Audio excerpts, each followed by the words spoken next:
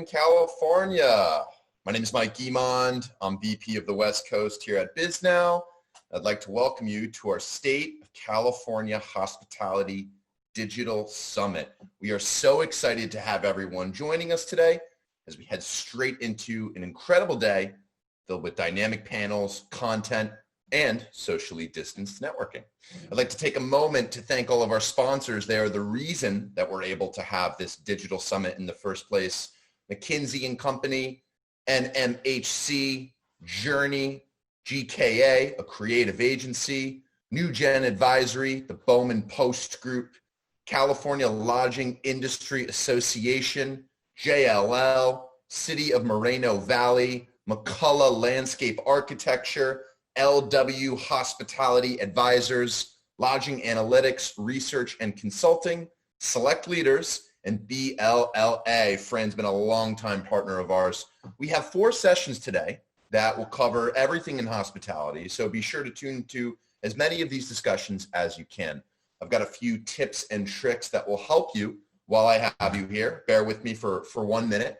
We encouraged everybody to stay focused on the panels as they are live and avoid clicking out of the session to lose your place in the discussion. You'll be able to interact with attendees via the right-hand chat section or ask questions as the conversation moves along. If you click out of the main stage or breakout session, you may miss something groundbreaking, so stay put. There will be plenty of time to check out all of the great features of this brand new Accel Events platform. Don't worry about taking notes. All of our videos will be available on demand within the hour after the session concludes. If you experience technical difficulties, please use the Information Desk /FAQ tab in the middle of the lobby page to troubleshoot, or give us a shout in the chat room. A BizNow team member will get back to you as soon as possible. The best way to view this is on your laptop or desktop, not on your mobile. For the speed networking portion at 1 p.m., you'll need to enable your camera and microphone in order to truly take advantage of meeting fellow attendees. Don't forget to press connect and send over your virtual business card if you want to follow up with your new friend after your 3-minute chat. So that is all of the homework I have for you, ladies and gentlemen, today. And with that, without further ado, I'd like to introduce our first panel, the State of California Hotels, led by a longtime partner of BizNow's, Dan Lesser of LWHA. Dan, I will let you take it from here. Mike, thank you so much. And good afternoon from New York. I know it's morning in California, but thank you again for this opportunity. We have a really terrific panel today. Why don't we just go down the line real quick, and everybody's going to introduce themselves, name, rank, serial number. We're going to avoid the commercials. If you want to find out more about anybody, feel free to go online and check out their bios. So I'm actually going to go down the line the way it appears on my screen. Janice, you're the first one. Thank you so much, Dan. My name is Janice Cannon. I'm the Senior Vice President of Upscale Brands at Choice Hotels. Thank you. John? Hi, John Rutledge, founder and CEO of Oxford Capital Group and Oxford Hotels and Resorts. Matt. Matt Marquis, really excited to talk about Below Deck Mediterranean today, but I'm Pacifica Hotel CEO. Thank you. Tom?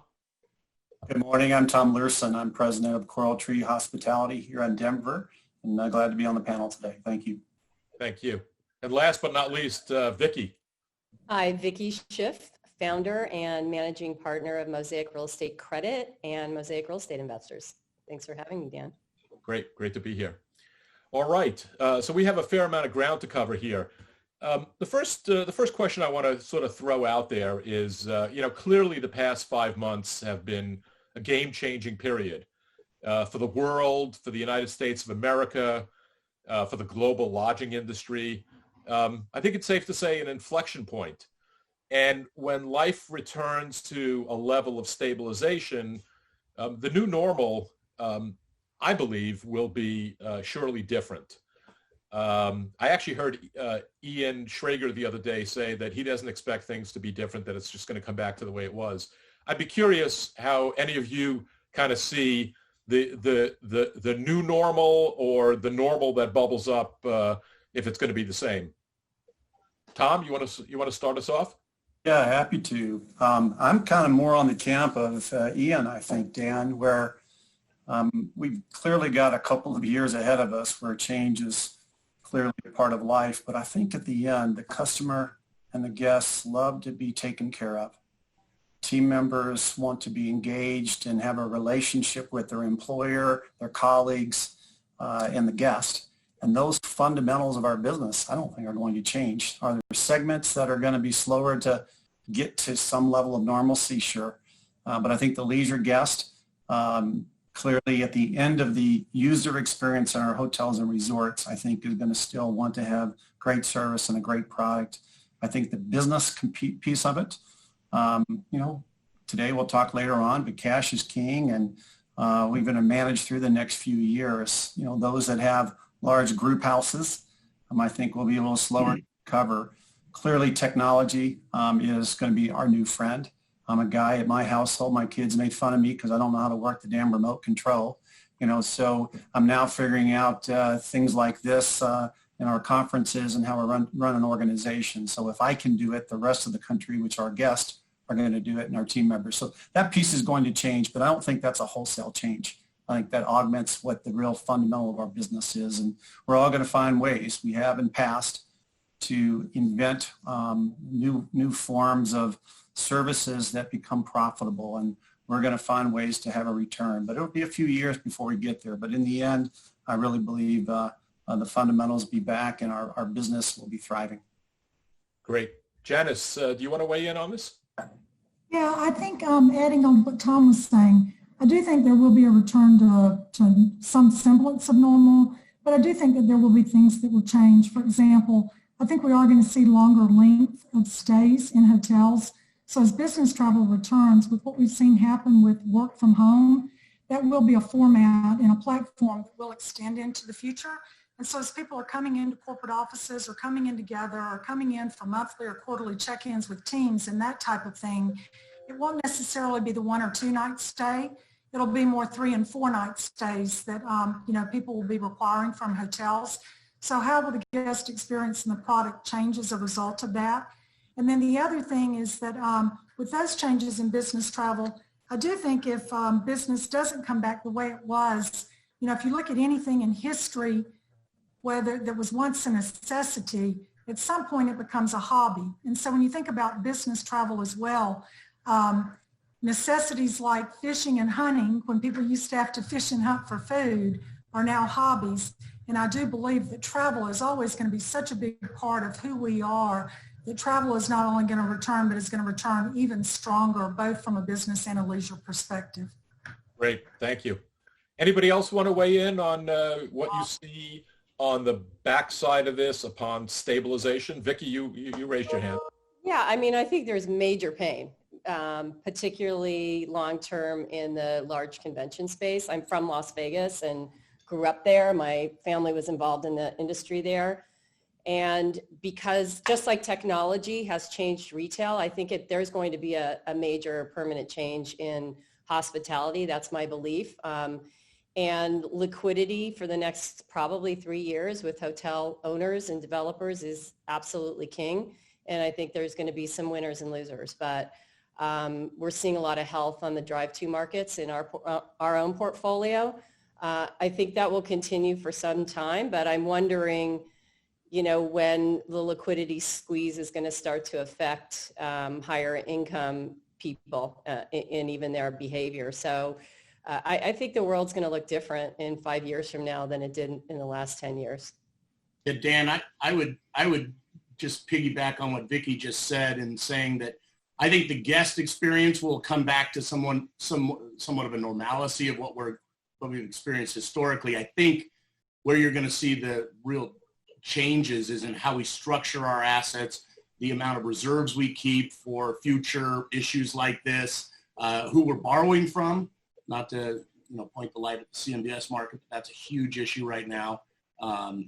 Getting ahead on other topics, I guess. But I think the structure is going to change pretty dramatically in how we operate hotels.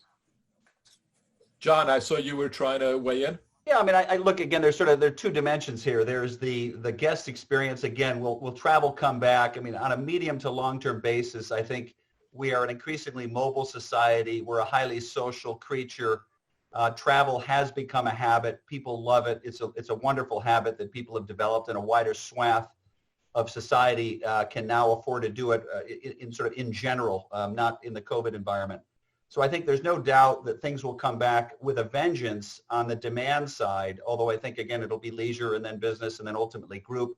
I also think group will be a hybrid of in-person and remote, although I think people underestimate how desirable people feel meeting people in person really is. And so I think the in-person conventions and big groups, those meetings will happen again, and they will happen in force, but they'll be hybrids, right? And I think, but that's 3, 4, 5, 6 years from now. I think it's going to be on the capital side. I think it's going to be a long, brutal road, and I think there's going to be a lot of carnage, a lot of distress, a lot of foreclosure. I mean, it's going to be a really ugly situation, unfortunately. As I said to my team at the beginning, I said this is a cross between 9/11 and the global financial crisis, only dramatically worse. It's like an asteroid hit the Earth, right? And it's like you got hit by a car, and you're now in the emergency room and you're trying to survive. And then it's a matter of, once you've survived, figuring out how to heal and so on. So I think many of us are, trying to sort of get through the survival side and then navigate through out of this. But it's going to be a very difficult next 12 to 36 months on the capital markets and the investment side. A lot of forbearances, a lot of foreclosures, a lot of distress. The only counterbalance to that is that there is a massive wall of liquidity, as many of us know. And even though many of us have been on mostly defense and triage in our existing portfolios, some of us are now aggressively on offense. And there's absolutely a lot of liquidity to buy and to take advantage of. And I think 21 and 22, there'll be a lot of that, including stuff that we have up our sleeve. But that liquidity will also provide a floor to pricing, which is good if you're an existing owner, not as good if you're an opportunistic investor. Thank you, John. You're actually jumping a little ahead, but that's good. I'm sorry. No problem. Given this is a California-oriented conference, or panel, I should say, why don't we just take a minute and talk about the top sort of 4 markets: Anaheim, Santa Ana, Los Angeles, Long Beach, San Francisco, San Mateo, and then San Diego. Maybe we could just talk a little bit about what you see generally in each one of those markets today, and what the outlook is going forward. Dan, ironically, I think I would include the Central Coast, because we have a big presence there, and that actually is the one that is probably the strongest market in the state right now. Just reviewing our numbers before getting on this conference, that market's probably 10 to 15% occupancy off for the year. LA is 50% off occupancy. If you were at 80%, you're at 40 or 30 or something like that. And Orange County is a little better than LA, but it's like our theme song said, depending on if you're a buyer or a seller or you're trying to restructure, it could be heaven or it could be hell in California right now. That was a good theme song. Yeah, I like that. I think it's sort of divided into drive-to choice type of hotels where you're going for a weekend with your family. I know I stayed at the Montage in Laguna recently, and it was extremely busy, versus more of a business-oriented hotel, instead of looking at it like market by market.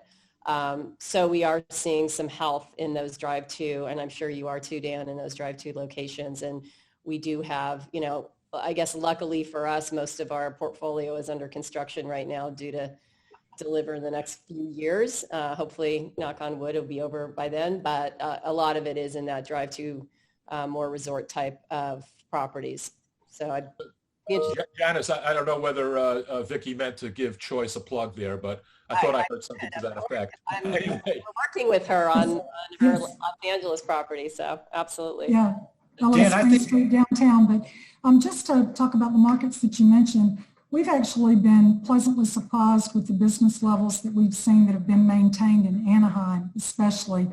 We were really worried with the postponement of Disney and the closure of so many of the, large key hotels that are in the market, that we might see a real dip there. But actually what we've seen is that, to your point, people still want to get out with their family. And, if you've got a 30,000 square foot water park, people see that as a destination. And so they're booking, the beautiful weather and coming with their families and staying in the hotel.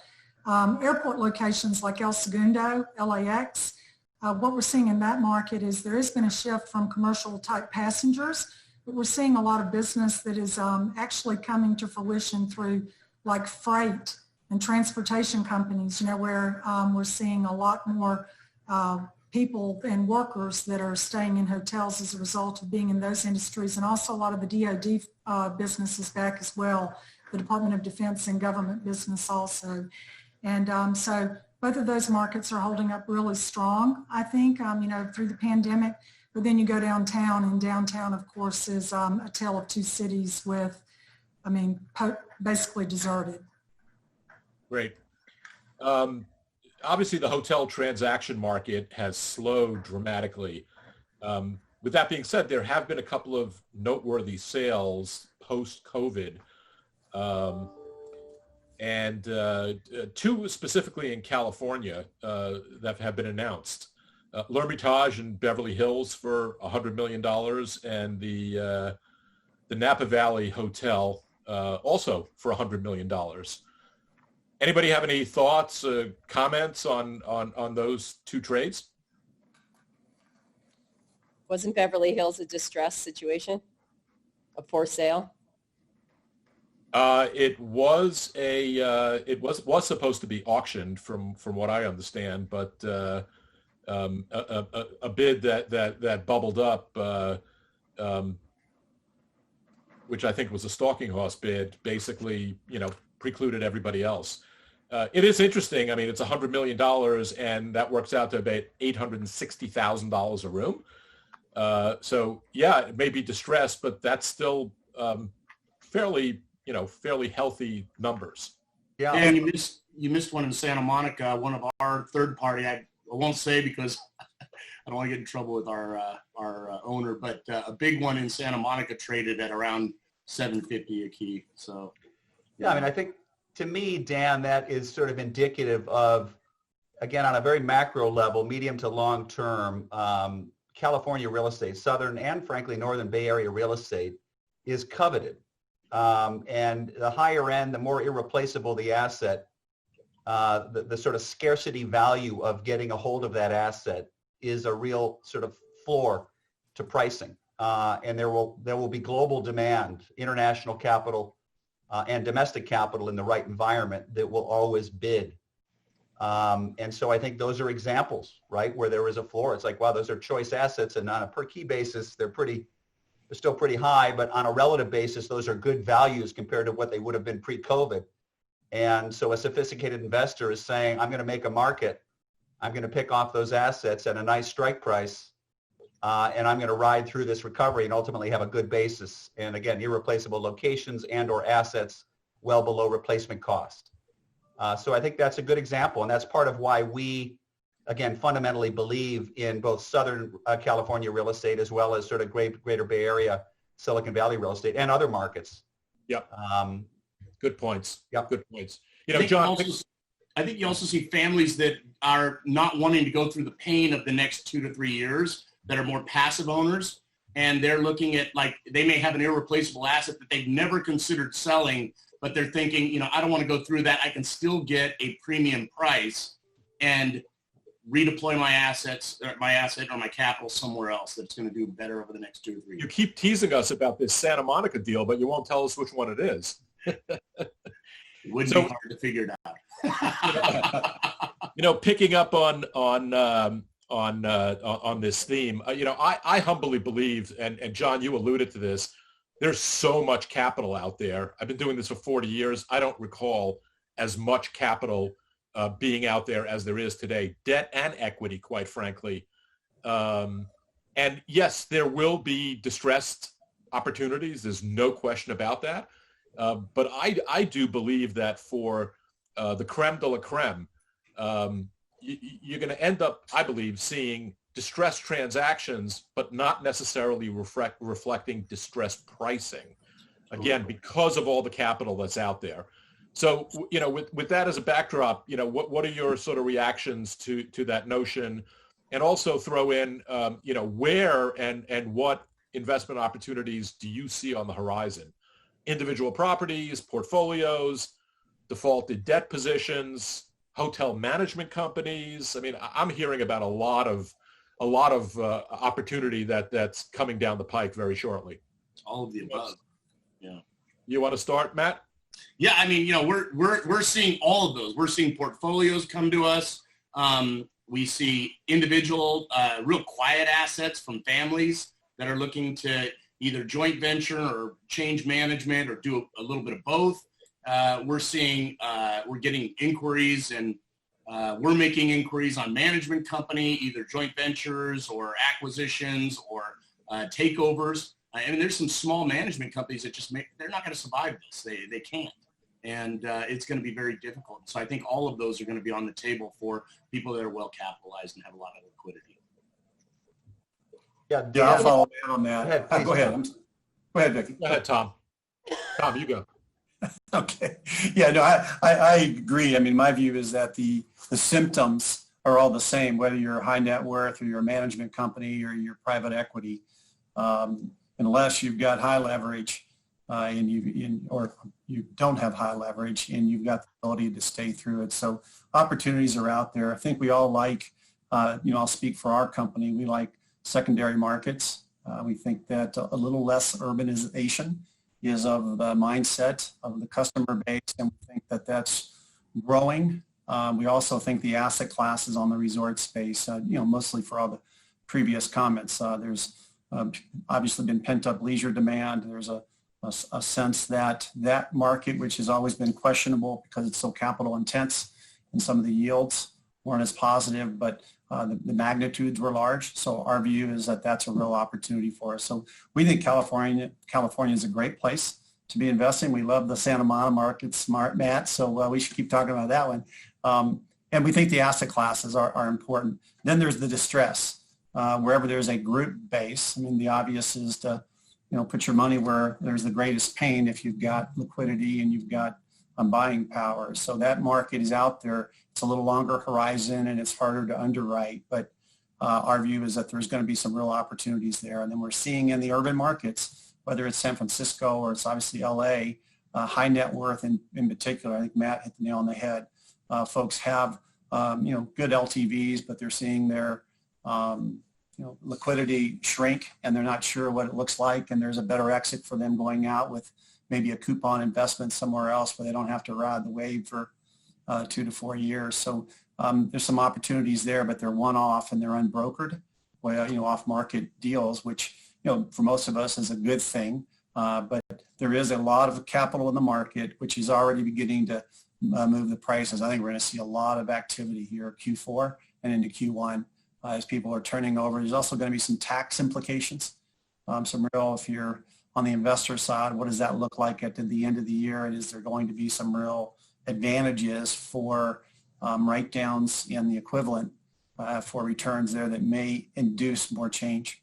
So that's our view. Yeah, interesting. And John, I'm going to look to you to weigh in here. We spoke offline about how you got your start during the RTC days, and I know watching you over time, you tend to be contrarian oriented, and I resonate with that. I remember 25, 30 years ago when the LAX Hilton, that's a big, massive property, traded during a downturn for $10,000 per room. That's a lot of real estate for $10,000 per room. And so I wouldn't be surprised if I actually like big box hotels right now at the right basis. I also like New York right now at the right basis. So John, maybe you could sort of weigh in on that a little bit. Yeah, you bet. I mean, you're right, Dan. You and I remember, this is my fourth cycle. We started buying during the RTC days. And at that point, there was no debt. There was no liquidity. It was all seller paper. And, we were buying at 30, 40, 50 cents on the dollar with seller paper and then riding a recovery back and then refinancing or selling or what have you, creating portfolios to sell to public companies, et cetera. And so again, we sort of bought and repositioned and sold and bought and repositioned and sold. We've done that 3 times the fourth cycle. And so we definitely are contrarians. And I think the view, it's interesting. There's some dimensions to this which are similar, and there's some dimensions that are different. There's definitely more equity liquidity and debt liquidity, materially more right now, which again will put a floor on pricing. And there's less of a supply overhang. I mean, obviously certain markets like New York City have material new supply as a percentage of the denominator.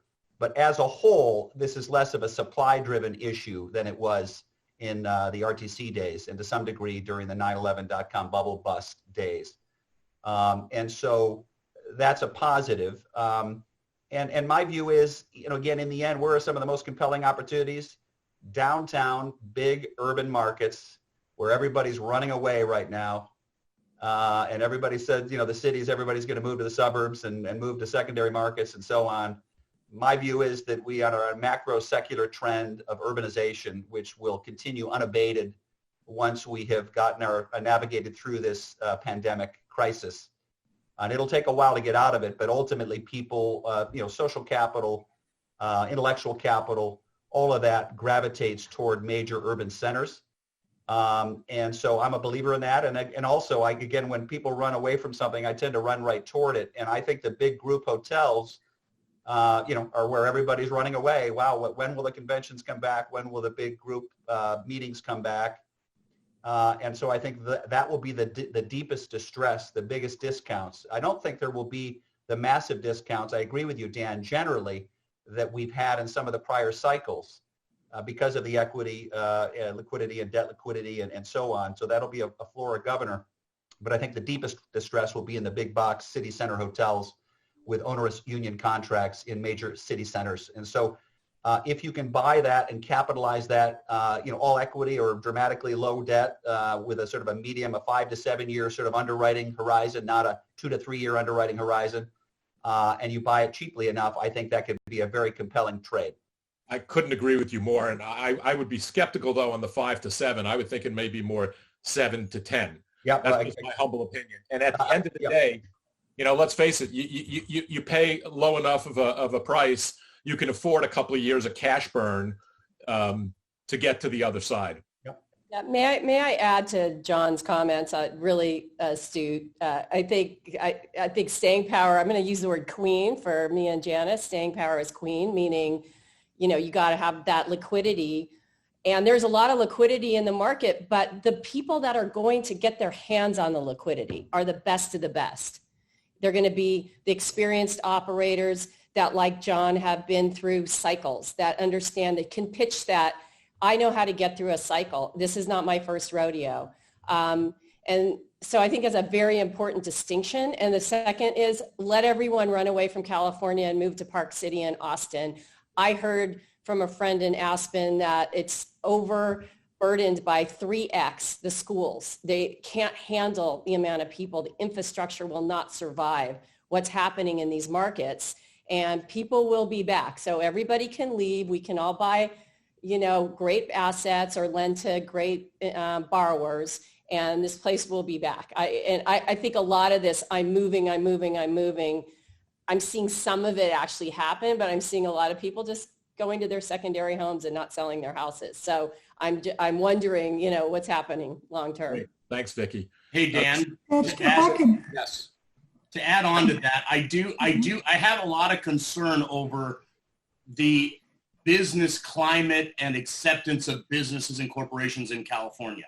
I don't know long term. I think it always rectifies itself, but I think in the short to medium term, I am concerned about kind of how that's going to affect. And it's really, we have a disruption right now. I think it did come at the time of what would have been probably a natural kind of a recession. I think most of us felt like it was going to be a softer correction, and we got the worst. But I am concerned about how California is being receptive to corporations. We're losing some corporations in California that do drive our business travel, and that's a concern to us. You can add New York to that equation as well. Absolutely. So, Dan, I wanted to add one thing, if I may, because talking about urbanization and deurbanization, how we're thinking about that is we're thinking about it as concentric circles.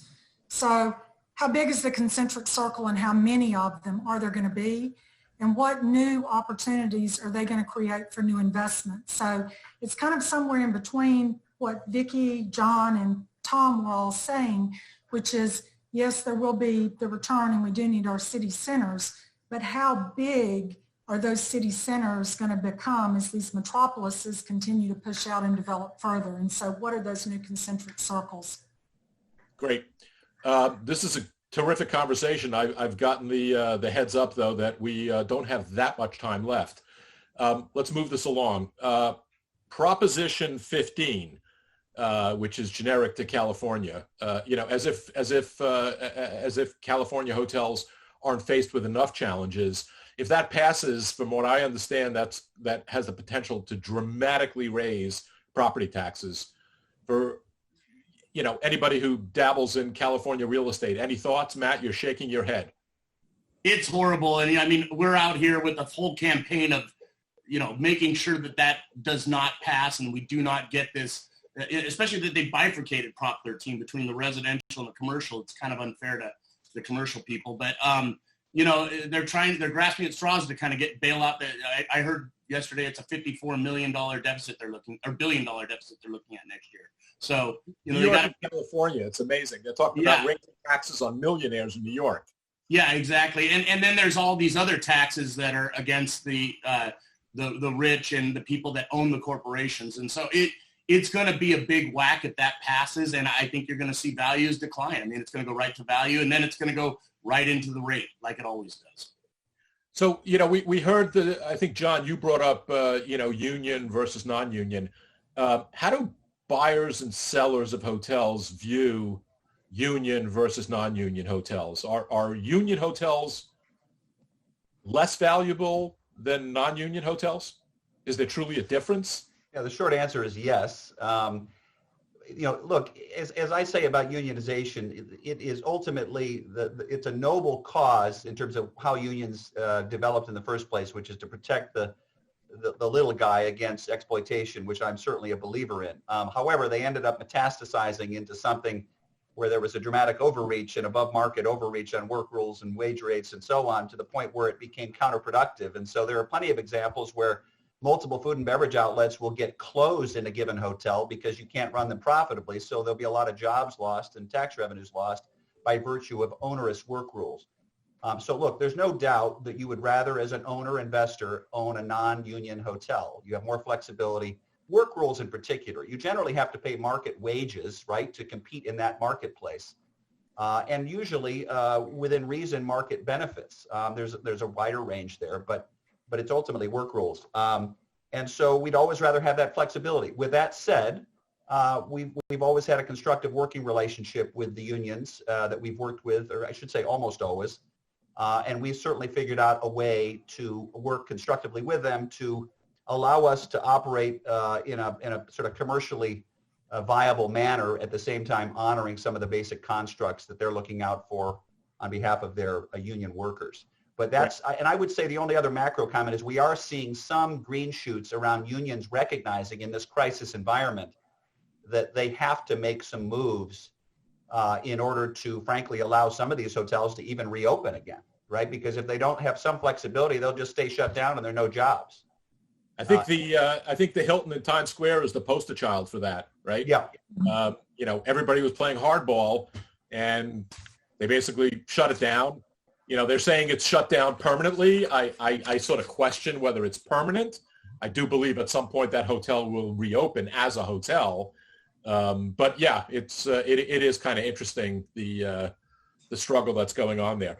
Can somebody maybe, because I get this question asked a lot of me, can somebody kind of talk about the difference between an employee layoff versus a furlough, and why does it matter in the context of union versus non-union labor? Go ahead, Tom. That's all yours. That one. I'm a little uptight answering that question, but I'll give it a shot. First of all, I think the two words have been used casually and colloquially, as synonyms at the property levels, and in understanding furlough was initially a nicer way to ask employees to take time off with the intention to return.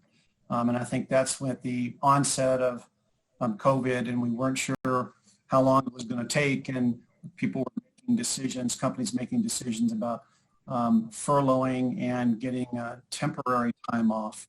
So my view is that for our practice within our company, furlough really implies that we have the intent to have you return, and we also illustrate that and demonstrate that through some sort of a contribution in the benefits on the healthcare area, which shows and demonstrates our intent is more than verbal. On the layoff side, layoff is business does not warrant your position, and we think it's to your advantage as the employee to be untethered from the organization so that you can benefit from all the benefits and privileges that come with unemployment and the like, and also not harbor the intent too long where you may miss out on the opportunity. So we have seen confusion in that phraseology, frankly, and I think we've tried to now clarify this as this went longer.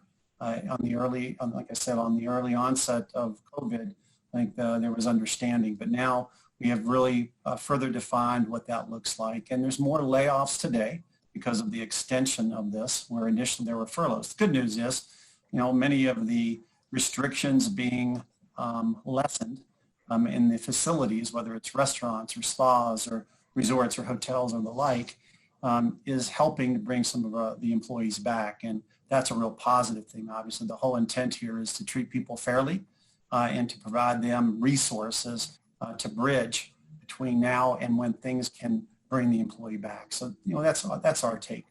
Thank you. So moving on here, and now that we're seeing 90 to 180-day deferrals in terms of repayment of debt burning off, can you sort of talk about what's the current dialogue both with balance sheet lenders and with CMBS in terms of, okay, what now? I guess I can. We want Vicki to go first. Yeah, go Vicki. Well, we're a private fund, so we don't have the same regulatory regime as a bank would have. We see banks being extremely sensitive to overexposure in hotel portfolios, and some are calling us, asking us if we'd like to take a look at some of the loans that they have on book. As I mentioned, most of our assets are under construction. We did a couple of bridge loans, not many, and those, we have one asset in particular that we will either be renegotiating or taking back. And so I think lenders have to do what they have to do to protect the collateral, and if they're a private fund, they have to protect their investors. But lenders are making accommodations and trying to work through issues with, again, back to my last point, strong borrowers that have experience and can provide some staying power in the form of liquidity and that are willing to get on the same side of the road as the lenders. That's who's going to win. If you're not willing to do that, then you're going to have a tougher road. But Okay. there's mass distinction between a CMBS, a bank, and a private debt fund. I think we're CMBS. coming up on the end of our time here, but why don't we quickly go down the line? Winner and loser when we come through this. Who are the winners? Who are the losers? Vicki, why don't we start with you? Winners drive to hotels that can accommodate both business and resort clientele. Great. Tom? Winners, innovative, re-engineering, early adopters on change, and prepared to take risk. No losers. No losers. Losers are those that do the opposite, that are slow to respond, aren't willing to make changes, and are on a hope certificate. Janice? I would say winners are innovating to really reduce the total cost of ownership, both to the GOP line and then, of course, all the way down to EBITDA. I think that we have a responsibility as brands and as hotel companies to completely overhaul our model, and this pandemic has created an environment where we have the latitude to be able to do that. Great. Matt? Winners are those with high liquidity who have an appetite to get in the pool. And I think the losers are going to be anyone affiliated with CMBS either on the borrowing or the lending side. And John, you're cleaning it up. Yeah, I mean, highly efficient entrepreneurial operators and then low leverage sponsors, right, with existing meaningful equity in the capital structure now and or the ability to access that. Those are the sort of winners with taking the long view. And then the losers will be, again, I think, frankly, certainly equity investors that are over leveraged and or lenders that feel like they need to sort of move on an asset immediately versus letting things reliquefy and sort of get back more toward normal where they're more likely to get their debt paid off at par, right? I remember many examples during the 9/11 crisis where we said to lenders, look, you've just got to hold on. It will come back. And if they had sold, immediately thereafter, in the next 12 months, they would have lost a lot of money and we would have too. But we ended up convincing some of them to stay in there. And then certainly by 3/04, 05, we got everybody paid back at par and made a decent return on the equity in almost all cases. Great. So I think, yeah. Thanks, John. If this was in front of an audience, I'd say, can we have a round of applause for our panelists? So I'll do the round of applause. There. And thank you very much for participating. Really appreciate it. Thank you. Thank you, Nice Dan. to connect with all of you. Everyone. Thanks, Dan, great Hi, job. Dan. Thanks to our wonderful panelists for a kickoff. Stay right here on the main stage. Our next panel beginning at 12:15 p.m. is the economics of reopening and expanding. Again, we're kicking that off in 2 minutes. Thank you to Dan and our esteemed panelists for joining us today. Thank you. Thank you. Cheers.